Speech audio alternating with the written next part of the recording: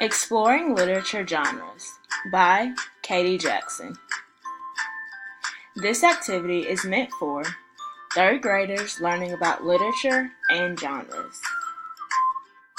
What are the learning objectives? To expose students to Google Forms and Google Story Builder, to help students understand different literature genre types, to give students skills to work together, to encourage students' creativity, and to allow students to publish their very own book.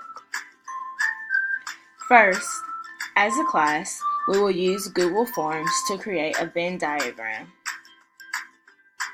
Next, using what we have learned about fiction and nonfiction, each student will raise their hand or come up and fill out parts of the Venn diagram.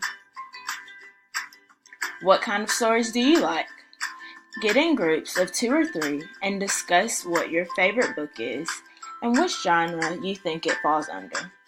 For example, I love The True Story of the Three Little Pigs by A. Wolf, and I know it is fiction because animals don't talk.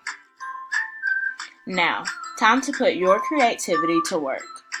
In your groups, get a tablet and open up Google Tools Story Builder.